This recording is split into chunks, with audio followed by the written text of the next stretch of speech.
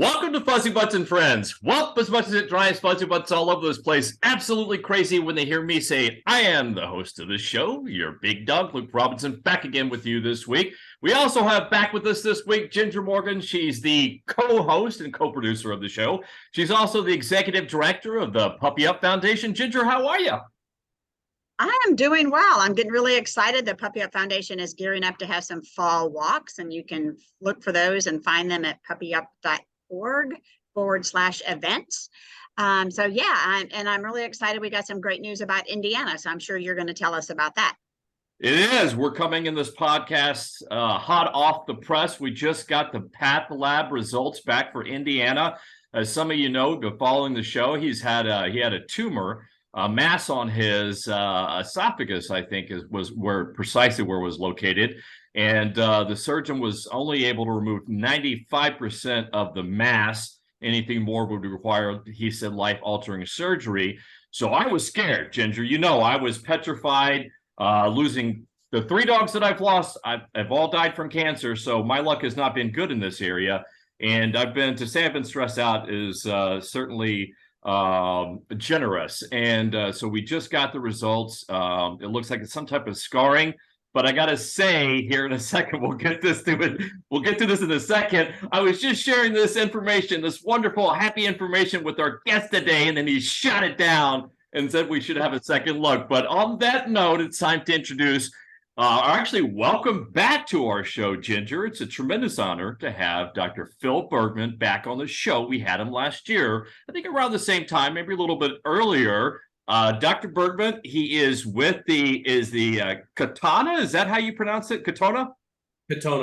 Katona, Bedford Veterinary Center. And is that in Bedford? Yep, in Bedford Hills. Bedford Hills, New York. He's also heads up clinical trials for VCA. He has a lot of projects going on. He does a lot of great work for veterinary medicine, and he still sees patients. Phil, how are you? Welcome back to Fuzzybutts and Friends. Thanks for having me. And again, to go back to Indiana, definitely wasn't shooting down pathology. It's a little bit of an atypical diagnosis, so we just want to confirm that that's really what's going on. Absolutely. And I want to talk about that, Phil, because most pet parents don't understand that we have that power. I mean, empowering pet parents is really a lot about what this show is about. And you mentioned that. I'd never heard that before. So tell us what is it you're recommending that we should do? So, with Indiana's mass, we expect, unfortunately, often a mass to be some type of a cancer, whether that's benign or malignant.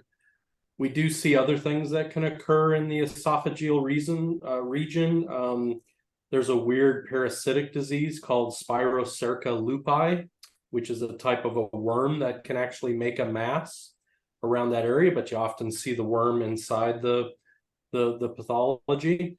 But anytime that you have an unexpected result, and it's quite normal for oncologists to request path reviews. So, as a client, it's not easy to do that because really the relationship that the pathologist has is with the submitting clinician, whether that's the surgeon or the veterinarian that did the biopsy or the removal.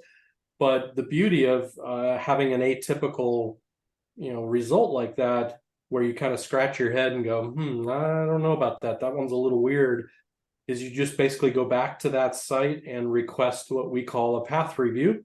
And all that means is you're going to get a couple extra sets of eyes to review that by different pathologists to make sure that they agree with that. There are sometimes even scenarios where we ask that unstained slides get sent from that original path group over to yet another new path group to have yet more eyes look at it. But I think the first step is let's start at the home institution that they sent the pathology to and make sure that we've got, 3 or 4 pathologists that are all in unison, because having done this for 33 plus years, pathologists are not always aligned when it comes to what they're seeing underneath the microscope. And in fact, it's exactly why Antech has, which is the lab arm of VCA and Mars, it's exactly why we have an ability, if we want in advance, we can submit a pathology specimen that not only goes to one pathologist, but it actually goes to 3 cancer-specific types of pathologists. And as you would guess, there's a little bit of an extra cost in doing that. But when we know we're dealing with a difficult case to begin with, we really like having alignment across all 3.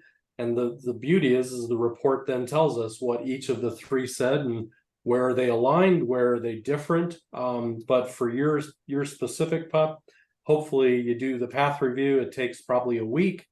And then they come back and say, hey, no, we're all in agreement that this looks like scar tissue or whatever it is that they're seeing. Well, I think Indiana having a worm, although I think the worm is probably in his brain, would explain a lot about Indiana. But that's a great recommendation for pet parents out there, because I can't say that I would have rested on this entirely, because I'm the kind of guy that just, I've got to know, well, how did they get there? How does something like that get there? I always ask questions. That's probably why I have the podcast, is I just always keep asking questions. But what percentage of, in your experience, I got a couple of questions, follow-up questions about that. What percentage in your experience, Phil, I can't say that it would be misdiagnosed, but if it's incorrectly diagnosed, what percentage of overall case, there's Indiana Jones right there. Speaking of, what percentage are they path results not interpreted correctly, I guess is maybe the best way to say it. Yeah, if you look at the studies that are out there that have specifically interrogated that very specific question in the context of cancer, and I can't speak for things outside of cancer, but in cancer, we find that about 5% of the time, a path review will then instigate a different diagnosis. So it doesn't happen super frequently, but it's enough that if all the things, we always look at things like a puzzle, and if things don't fit, or the other thing that we always say is that if it's hoof beats, it better be a horse. It's unlikely a zebra. Zebra meaning that it's like a weird kind of crazy offshoot diagnosis.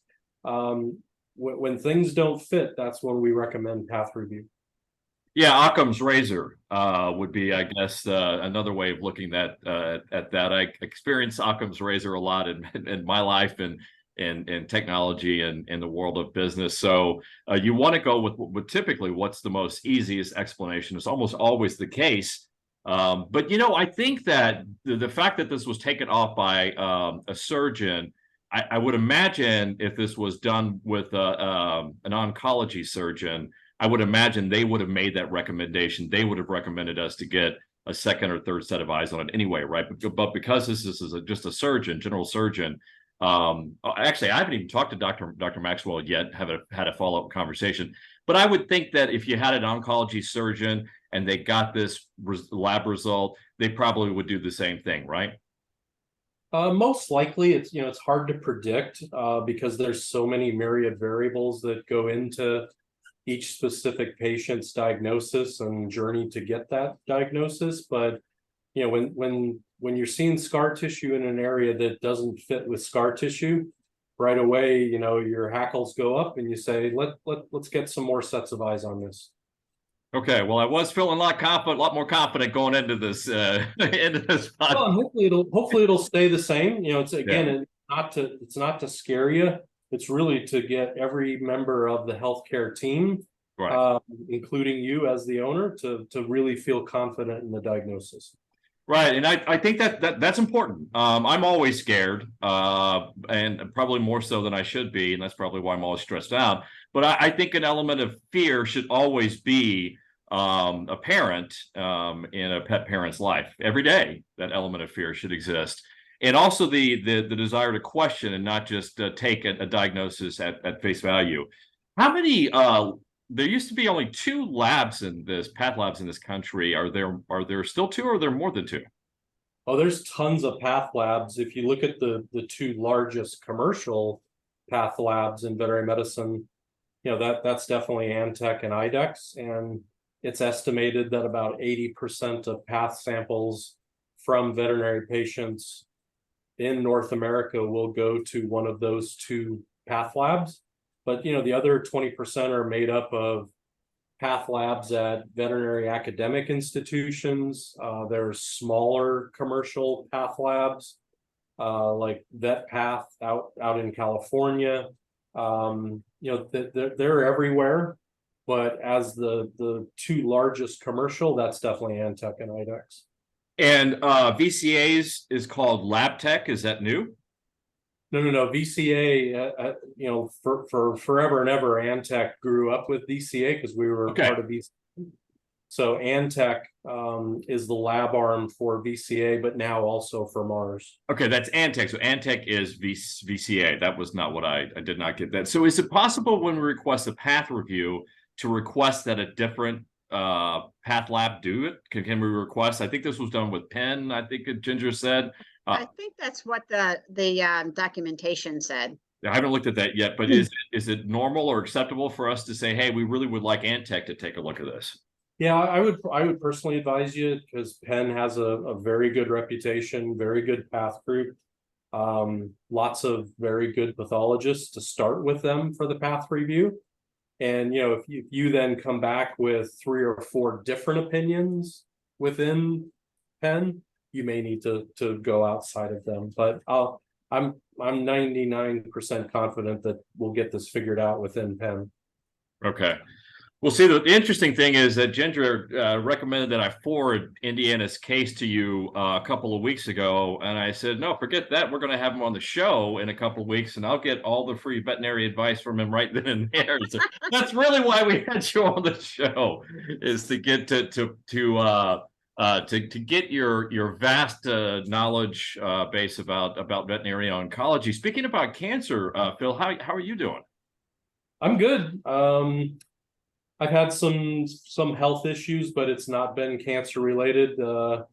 Ended up in the hospital a couple weeks ago for what they think was RSV. So it was really super dehydrated and 102 plus fever, but I'm through that. And thankfully on the cancer side, I've been clean 17, 18 months, something like that. I have another scope that's coming up in a couple months, but knock on wood, wherever that is, thankfully I've been clean on the cancer front. So thank you for. Yeah, your health is always in our thoughts and minds, Phil. You've been so wonderful to the foundation, and you're a tremendous asset to the veterinary oncology community. So we're always thinking about you. I noticed that the reason why I asked, it was on my list of things to ask you, but you don't seem to have your usual joie de vivre today. Yeah, I'm at about 80% because of this whole.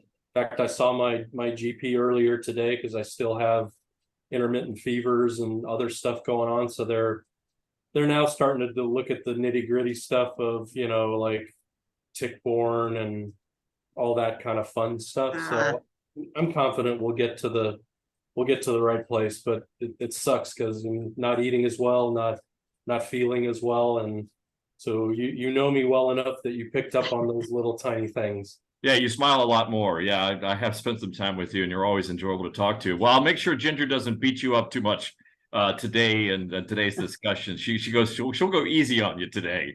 Thank you. I'll try. Right. As I interrupt Luke. Well, I really wanted to follow up, and it was such a tremendous joy always to talk to you, Phil, and find out what you're seeing on your end, since you run clinical trials for all of VCA. You see a lot of dogs, a lot of animals with lots of diseases. You see some interesting cases, and you're still a practicing veterinarian, which I think is phenomenal. So I really so we'll go easy on you and just start talking about things you want to talk about, things that are exciting going on, interesting cases. Just take the floor is yours. Yeah, for me, probably the two most exciting things that are imminently coming our way. One is a product called Gilvetmab, Gilvetmab, and normally I would have to be a lot more muzzled as to what I can say versus not. So, but a lot of this has been discussed in a couple recent veterinary meetings by the company. So it is open for discussion. So that's why I can be a lot more open and not be muzzled as to what has been said. But it's a compound that I've been working with Merck Animal Health for, gosh, it's probably been 5 or 6 years now. Been to Ames, Iowa, because that's where the Center for Veterinary Biologics is at. It's basically the equivalent of looking at how regulatory agencies oversee these types of products. So it's basically what is used for biologics that's like the FDA, but is not the FDA. It's a product that we're extremely excited about. It's the first of its kind in veterinary medicine. It's been conditionally approved, and it's getting ready to launch sometime in Q4 for veterinary oncologists to use. And basically, it's a product that you've probably seen on TV, some of the ads for, living longer with cancer. And so these products like Yervoy and a bunch of other ones out there for people. In fact, there's 9 that are FDA approved for people, and they're called checkpoint inhibitors. And what that really means is that cancer cells have gotten so freaking smart. What they do is they touch our T cells and tell them to turn off. So they're smart enough to know, one, to do that, but secondarily where. And what these agents do is they prevent the cancer cell touching our T cell at that location. So it essentially takes the brakes off of our own immune system. That's the way I tend to think about it. The good of that is that it takes the brakes off of the immune system, and we then see 30 to 40% of cancers disappear, which is very much what has been seen on the human side. The negative, and we have a lot more to learn on the veterinary side because we're early days here.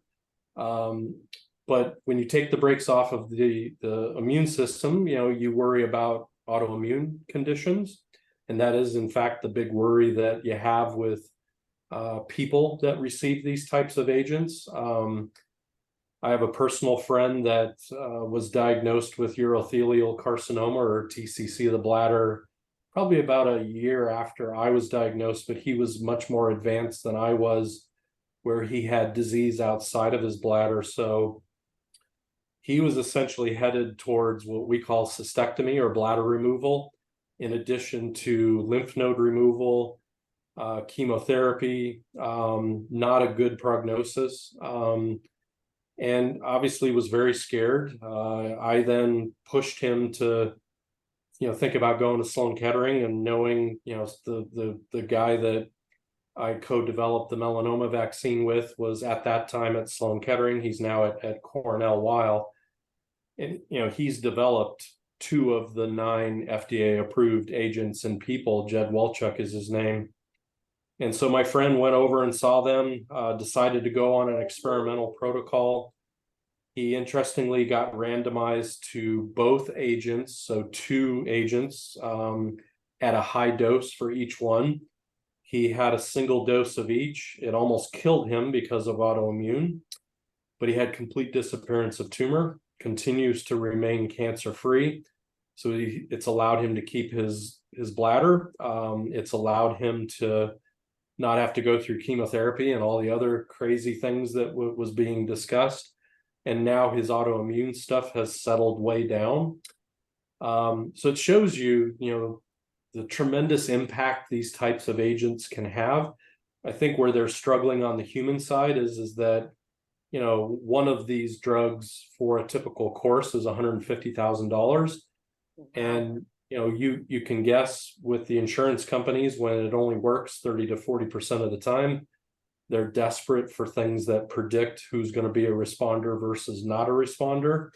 And, we are getting better at predicting those things. And it's always a fascinating discussion for me because, there's tumor attributes that will predict if you're going to be a responder to a checkpoint inhibitor. But then interestingly, there is fecal microbiome, dumb doctor speak for the bugs that are in your GI system and in your poop. And interestingly, that is as predictive or more predictive than the cancer specific aspects. So you would guess, what the heck does your GI microbiome have to do with why you would respond to a cancer therapeutic? And what it really shows us is we're early days here understanding that interaction with our own immune system, with the bugs that make up part of our immune system. So it's really a fascinating discussion that fecal microbiome has anything whatsoever to do with whether you're going to respond to one of these agents. They have not released pricing yet, so we don't know exactly how that's going to work, but obviously it's not going to be $150,000 because that simply doesn't work in veterinary medicine. But this will be the first agent that we have in our toolkit, and these 9 drugs in people have completely revolutionized the treatment of human cancer. It's these highly targeted therapeutics in addition to the checkpoint inhibitors that we just talked about that are the exact reason for why cancer causes of death are going down for the first time in 60, 70 years. So there's a lot of exciting aspects to that. So we're pretty stoked that we're getting our first one, which is a canonized specifically. So what they do is they take these, they're called monoclonal antibodies. So these are things that are naturally produced in our body, but these are made in a lab. And gene jocks, i.e. folks in the lab, will what we call caninize, or make it as canine as possible so the dog doesn't make a reaction to that specific therapeutic. So it's really cool to be on that forefront. And a second agent that is coming our way, which is really not cancer related, but I predict is going to be extremely disruptive and very, very beneficial for our patients, is yet another monoclonal antibody, but this one actually goes after what's called NGF, or nerve growth factor. And the first one came out for cats last year called Silencia from Zoetis. And then just a couple of months ago, the canine version of that antibody, Librela, just came out. And they're in the midst of ramping up production for that. And we anticipate that will get in the hands of veterinarians in the US sometime in Q4.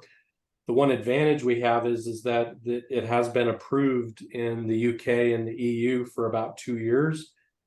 So when you talk to the folks that have the most experience with those drugs, especially anesthesiologists and surgeons that do a lot of our osteoarthritis care, every single one of them says the same exact thing, that, oh my God, this is a revolutionary product because it's given underneath the skin once a month, so convenience could not be easier.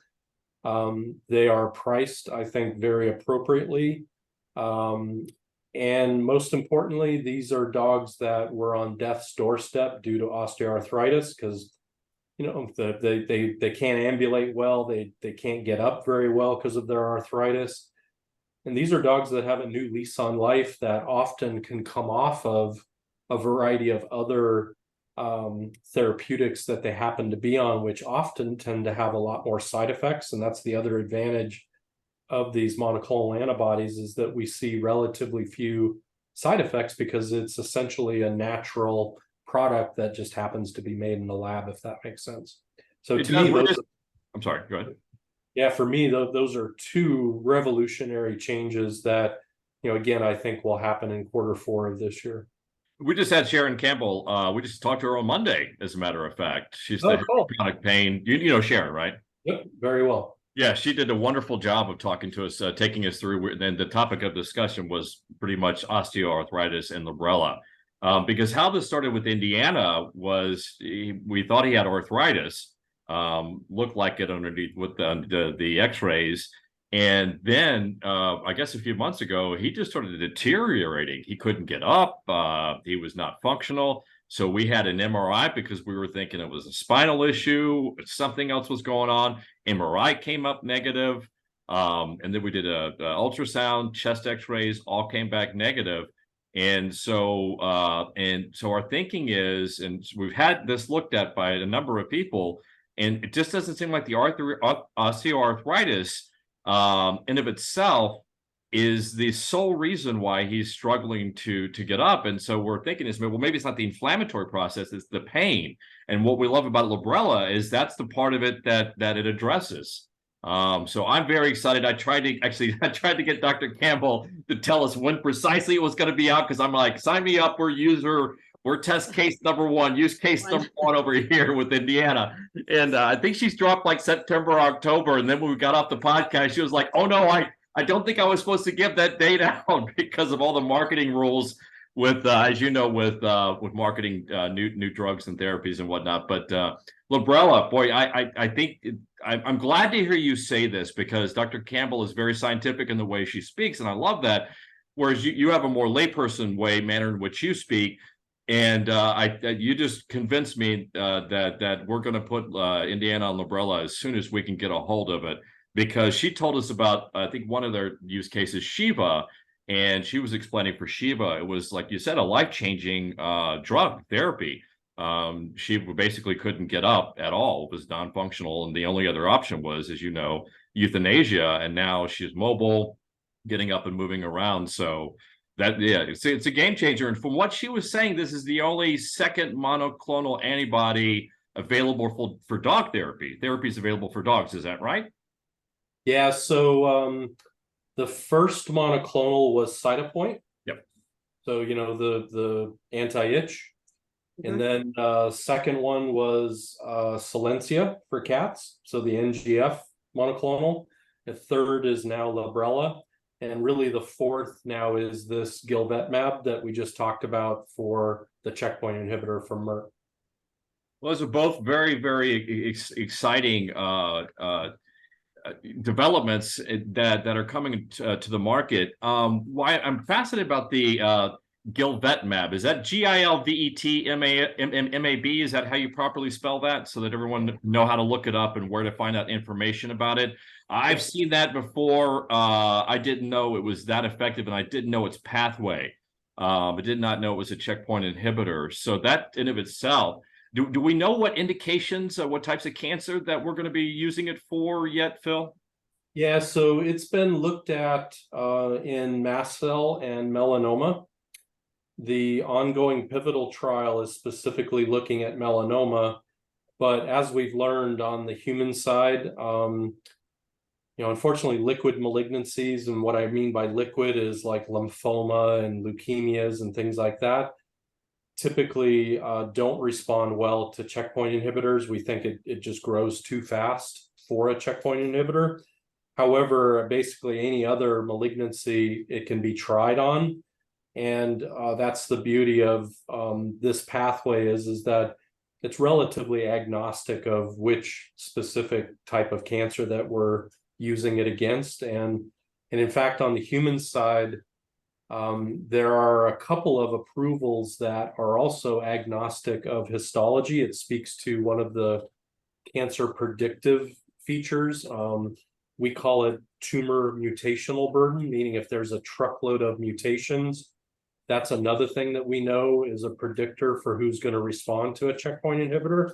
So that has become so pervasive on the human side that if you have what's called microsatellite instability and this high tumor mutational burden, that you don't need to prove even what cancer it is, that you then could potentially respond to one of these checkpoint inhibitors. So it shows you, we're getting, while we continue to have very cancer specific focuses on how we treat cancer, there's a day coming, and that day is here in human oncology, where maybe we're concerned less about the cancer type and more about sort of this tumor mutational burden.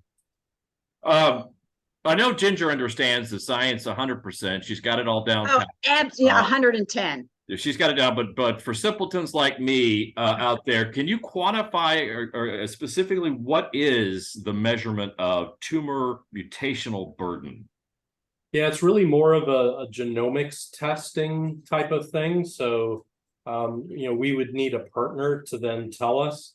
That said, there are hints in the literature out there that, like a cat with a vaccine-associated sarcoma is well known to have a high TMB, or tumor mutational burden. We also know melanomas typically have a high tumor mutational burden. And what that really means is that the machinery, the genetic machinery in that cancer is so screwed up that it's making additional new mutations.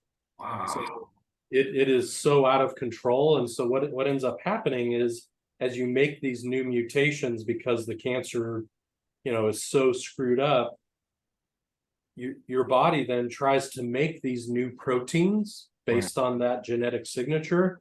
And those are what we call neoepitopes. So these are new proteins that the immune system has never seen before, because the cancer is spitting them out left and right.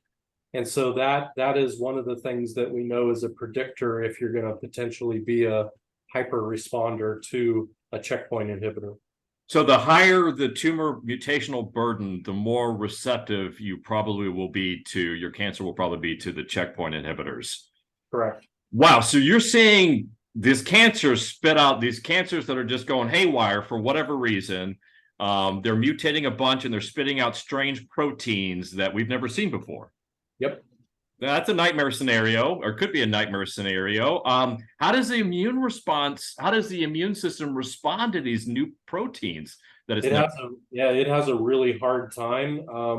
That said, we're actually taking advantage of that. While it does sound like a nightmare scenario, I would argue it's an opportunity, a therapeutic opportunity, because one, we know that you're more likely to respond to that checkpoint inhibitor.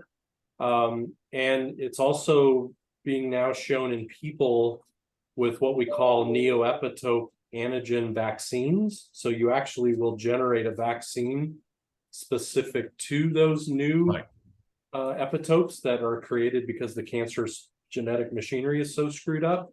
So I agree. Yeah, it's kind of nightmarish, but in the end, I actually prefer it, because that allows us some therapeutic arms that we probably didn't have previously. As soon as you started talking, I immediately realized, man, I'm totally wrong, because that means we can better target it, right? If these are unique proteins that are not being generated anywhere else by anything else in the body, that means you can specifically target that thing. Yeah, and it somewhat is a little bit of a takeoff. And I don't know has Doug Tham ever been on Fuzzybutts? No, we need to get him on. Yeah, so this is a nice lead in to some work that he has done at CSU with a guy at Arizona State. And so they have an ongoing study where they've randomized, I think it's 800 or 900 dogs to get one of these sort of pan-cancer vaccines. And so they're in the midst of allowing that data to mature. In other words, seeing if the vaccinates are being protected against cancer versus the non-vaccinates not. And part of the approach that group has taken, the guy's name is Stephen Johnston, one of the more brilliant people that I've ever met in my life. And that's who Doug Tham works with. But Doug could walk you through that vaccine. And it's not unlike that neoepitope issue that we just talked about previously. It's a pie in the sky kind of thing to think, could we give a vaccine that prevents all cancer? We tremendously hope it works, but it shows you this neoepitope thing, has lots of therapeutic options that we never dreamed would potentially be there. So I think Doug would be a fascinating person to have on Fuzzybutts. We know Dr. Pham, and would like Ginger. He's telling you, let's get him in, get him on the show. We know Doug, and have a tremendous amount. I think I've actually interviewed him before, but not for Fuzzybutts and Friends, for documentary I was working on. That's exciting, but that in of itself, it would be the silver bullet, the magic bullet, because what makes it so difficult treating cancer is just a mortal self, right? It's just immortal cells, and the challenge has always been, how do we target those cancerous cells that are just normal cells that are now immortal, and differentiate them from the normal cells? So what is the pan-cancer vaccine? What are they targeting then? What uniquely are they targeting that they can actually create a vaccine for multiple different types of cancers? So Doug is probably immensely better at expanding that and understanding it, but it's my understanding that they basically looked at some neoepitopes. So again, these new cancer antigens, and the hope is that they could pick the top, I think it was 15 or 20 that they thought that would exist, and they then they made a peptide based vaccine out of that. I'm sure there's a lot more science behind that, especially with Stephen being kind of the inventor of that. You know, he's one of these guys that is thinking, you know, 6 months ahead of anything that any of us are thinking about. Really remarkable scientist and entrepreneur, and has done a lot with NASA and other types of things. But Doug will be able to walk you through a lot more in specifics. Sure. Do you feel like you said earlier that what something we all know is that the cancer cells are becoming much more complex. They're growing. They have their own blood supply. They have their own energy supply. They're becoming awfully self-sufficient. Do you feel like that really is the Achilles heel of cancer, because it's becoming more complex? It's going to differentiate itself more from the human, where it originated, and that's the way to target it? Yeah, it's really hard because, you know, when you think about all the different cancers that we see as oncologists, they're all incredibly different. And I think it's why we've made piecemeal progress against certain cancers. That's true on the human side versus the veterinary side as well. But part of the reason why there's been that heterogeneity or rainbow spectrum of differences in outcomes across those cancers is because they're so different. You know, it speaks to a certain type of cancer, like a soft tissue sarcoma. You know, you think a soft tissue sarcoma is a soft tissue sarcoma, but nope. You know, there's 15 or 20 different types of soft tissue sarcomas, and then even if you go within that exact same soft tissue sarcoma, they can be very different from one patient to the next based on the genetic background of that patient. You put on top of that all of these different patients that we're seeing with different cancers, and it's exactly why we've struggled to have something that is a true pan-cancer vaccine or therapeutic.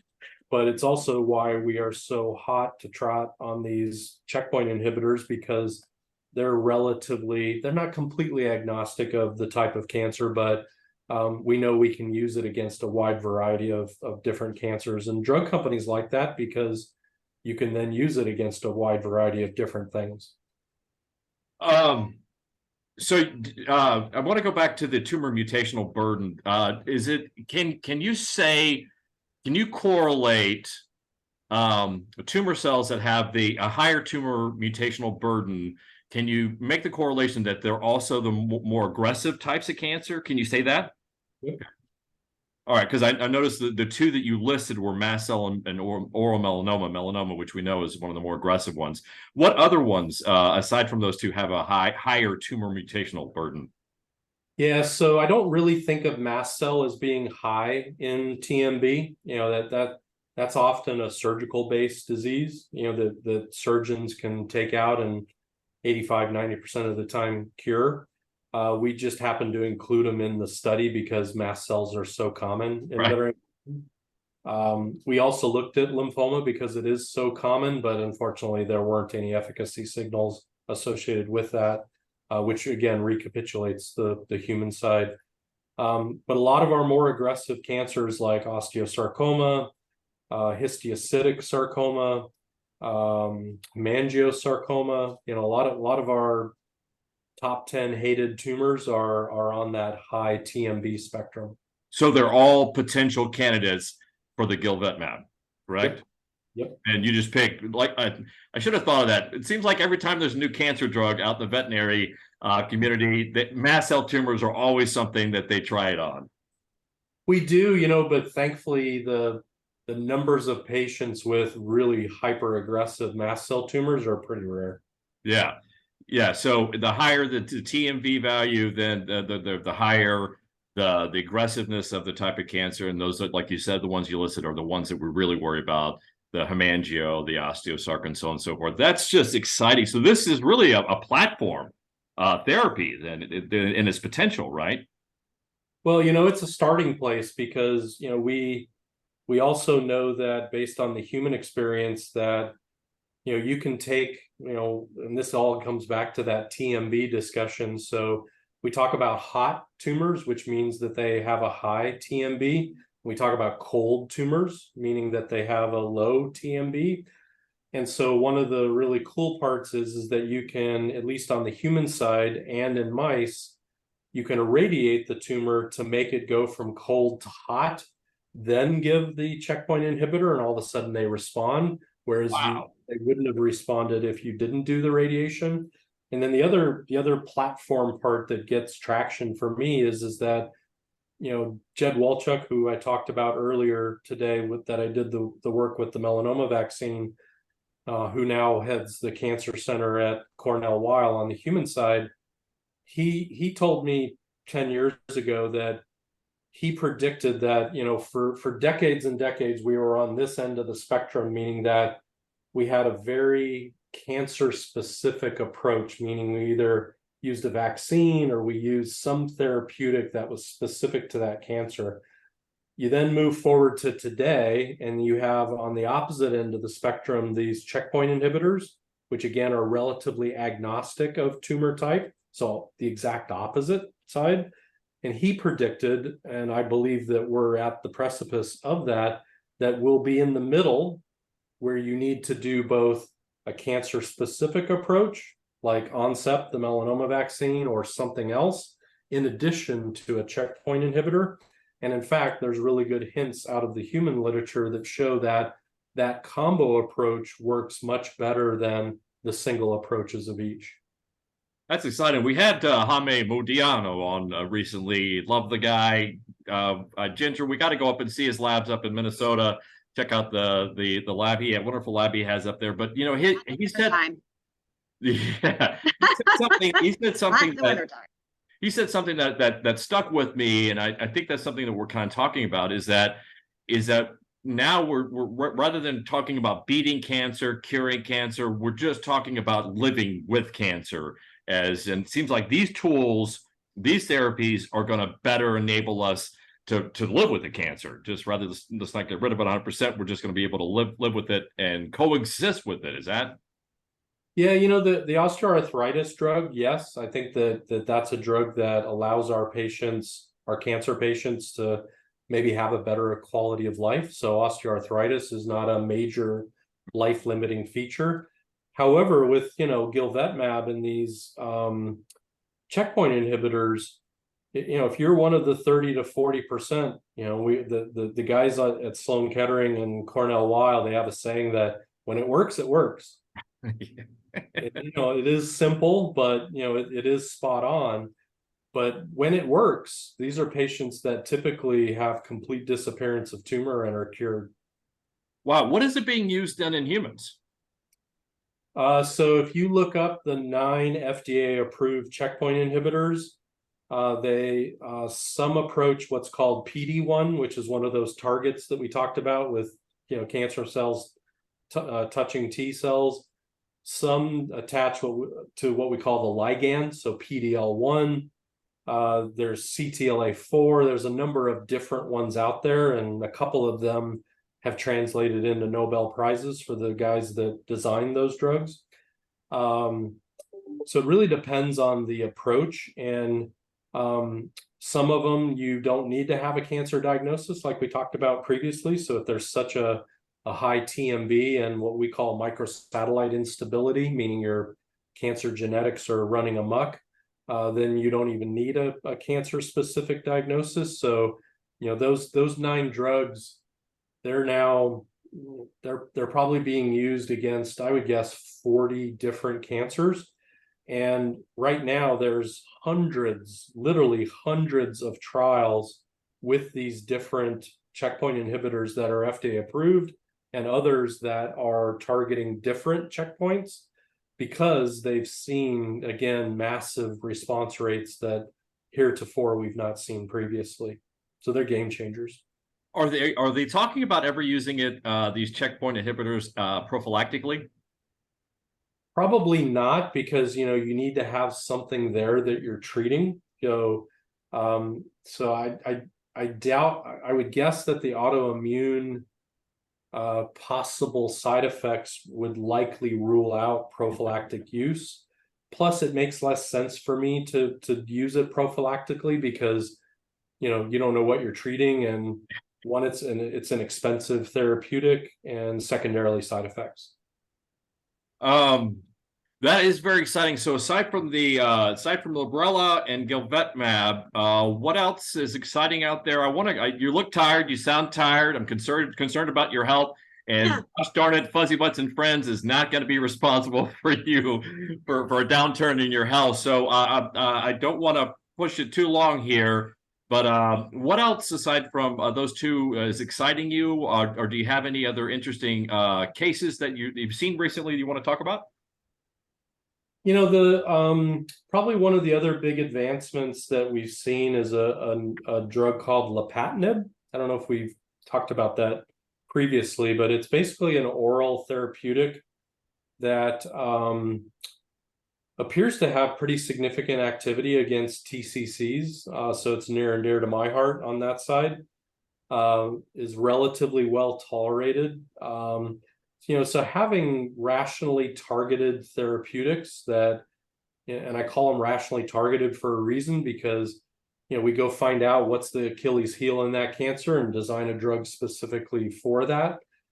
So we see lots of potential advantages for that. And the beauty of Librela is it checked a lot of the boxes that we needed for a molecularly targeted therapeutic, meaning that we needed to know, is it safe in the dog? Do we know what the exact dose is in the dog and the frequency of administration? And then we had a really good study that was done over in Japan that showed that it had pretty decent activity. Whereas a lot of other studies out there with other drugs that are like it, of which there are, literally hundreds of these drugs that are out there, we don't know what the right dose is in dogs. We don't know the how often they should be given. We don't know the dose. It's all known in people, but there's lots of estimating going on out there. And where I get troubled with that is that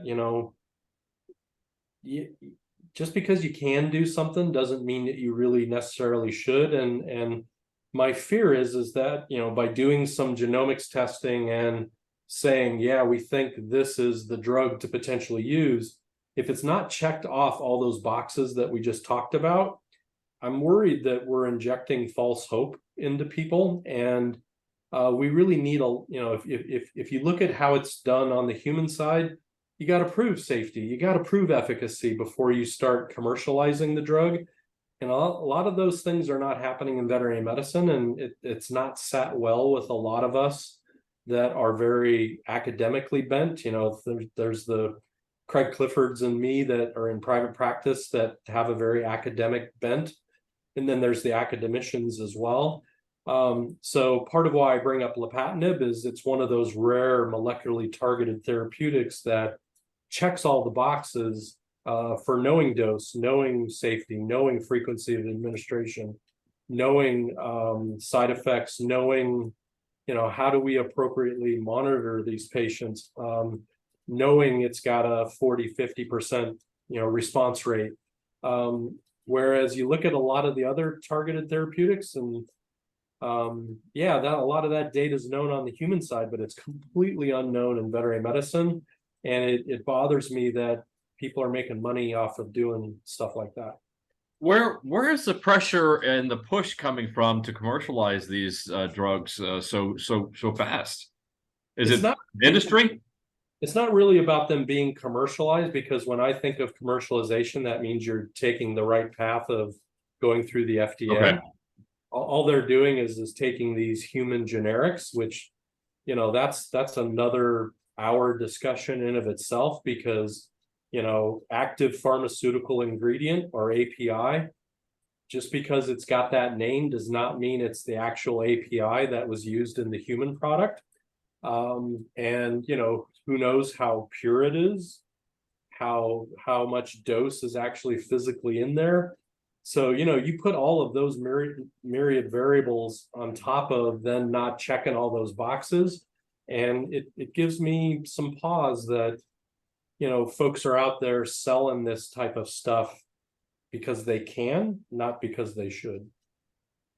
It's tough though, and I entirely respect and like that about you and Craig, is that you're true believers, or maybe purists might be a better term for that. And there's a tremendous need for it, but I find myself the dichotomy inside myself, because I'm also a pet parent. On the one hand, I'm like, push those through, baby, get them out there as fast as we can. Let's just put them out there. But there's the other side of the argument, which you're discussing now, which is important. You have to know, you have to check off all those boxes. It's just it's critical before you commercialize it. Otherwise, we're going to be hurting dogs and cats, and no good comes from that. Well, it's a good thing that you're running the clinical trials there at VCA.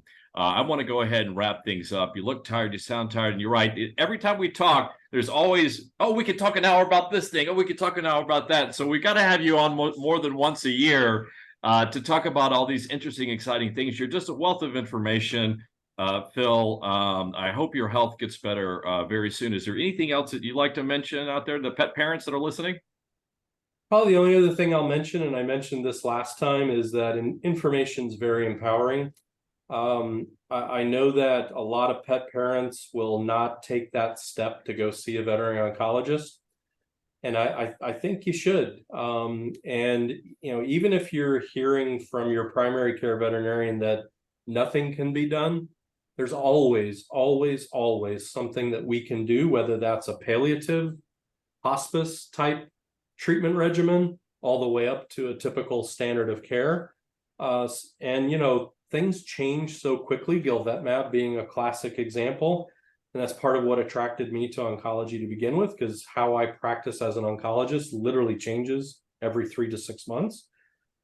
So go get that consult, because I think it'll really help you as a pet parent to know, all right, this is option A, B, C, D, and E, and it's up to me to now make the decision of what's right for me and my pet. But without that, you're throwing darts blind, and it makes no sense to me. So take that time, and I understand there's an expense to it, but that money that you spend in that consult is so beneficial, because it allows you to make the very best decision for you and your pet. Yeah, it's just the first dog that I had diagnosed with cancer, my GP said, oh, he has, let's see, it was MLO, so was it multilobular osteochondrosarcoma? It's so funny, because it's like, it took me so long just to be able to say that, so I had to work that in when I can. And he was like, well, there's nothing that can be done. And I just looked at him, I said, that's not acceptable answer. And even I sent information to Dr. Withrow, and he says, well, there's nothing that I can do with it, because he's a surgeon. So I kept digging, and I finally got some radiation, and the dog, Buddy, lived for almost 2 years, I think, after that. Yep. I was like, I'm not taking no. I take no. I don't take no for an answer. It's like, that's not acceptable. So I just kept looking until I dug around, and I found what I needed to find.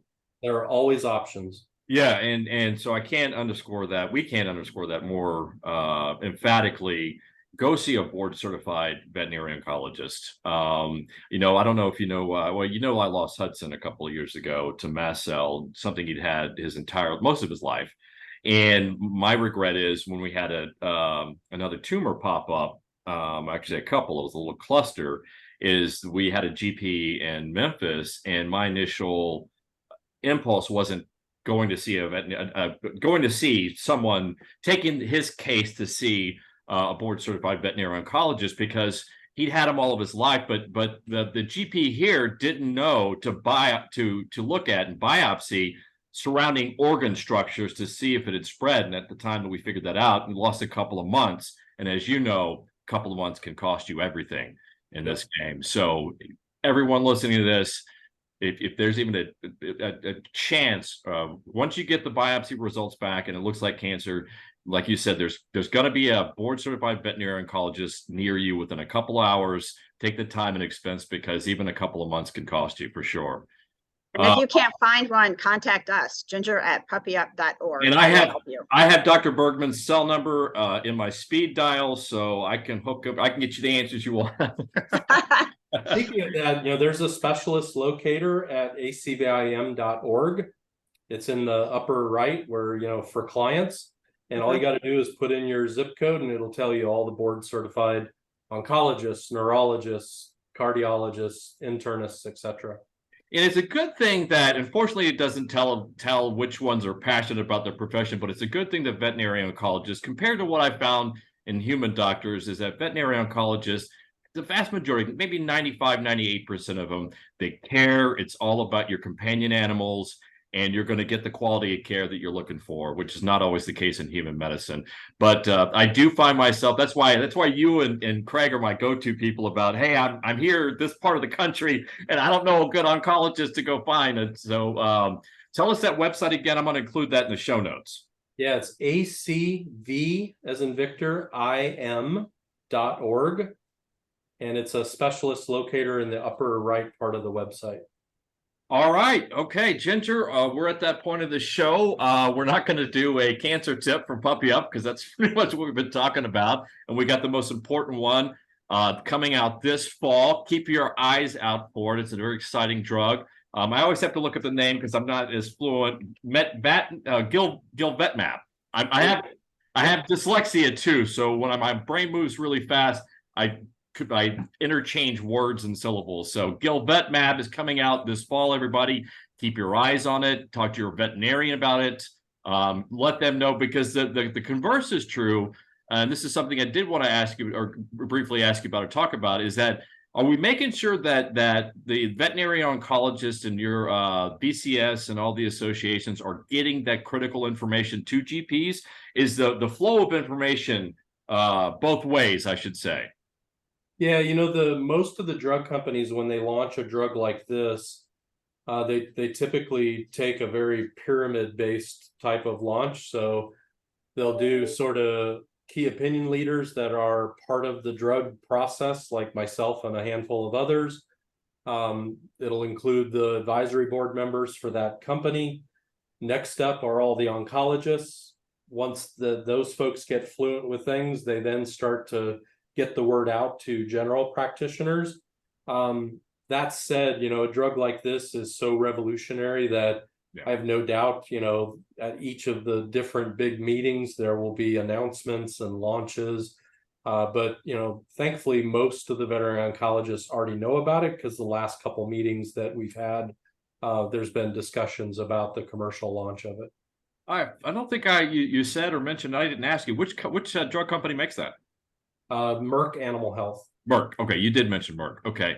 All right, everybody, look out for Gilvetmab coming out from Merck here this fall, as well as Librela. We just did a podcast on that. If you have an aging dog that's osteoarthritis, that's a game changer as well. So lots of good data. Phil, thank you so much for taking the time to talk with us again here on Fuzzybutts and Friends, especially since you're not feeling 100%. So please get well. Take care of yourself. Don't make me have to call Craig and do an intervention. So you take care of yourself. You're a tremendous asset to this community. And we thank you for everything that you do. Really, honestly, I mean that. Thank you for everything you do. I appreciate it. Yeah. Hey, Indiana. All right. Yeah, he likes to poke his head in there every once in a while. Yeah, we'll keep you up to. Oh, and also let us know what your diagnosis is, because I'm curious to see if it is. Have you ruled out 100% tick-borne disease? I just did those tests today, because I asked the doc that we got to start looking for the zebras. Yeah, because there are some new tick-borne parasites that have come on the radar, I'm sure you know, that do some really wacky, weird things. So I'm interested to hear what's ailing you, my friend. Yeah, and Lyme, Connecticut is not far from where I live, so we're in tick-borne endemic area. All right, you take care of yourself. But I want to thank Dr. Thanks so Bergman. much, Phil. Yeah, thank you, everyone. I want to thank Dr. Phil Bergman with the Katana. I'm making sure if I on this page right here, the Katana Bedford Vet Center, and being on this episode of Fuzzybutts and Friends. That's it for this episode, everyone. We'll see you next time. Oh, I did want to mention you can listen to our podcast on Spotify or our iHeartRadio, or you can watch it on our YouTube channel, which is FuzzyButtsStudios.com. Until next week, we'll see you then. Puppy up. Talk soon. Bye. Bye. Hang on, Phil.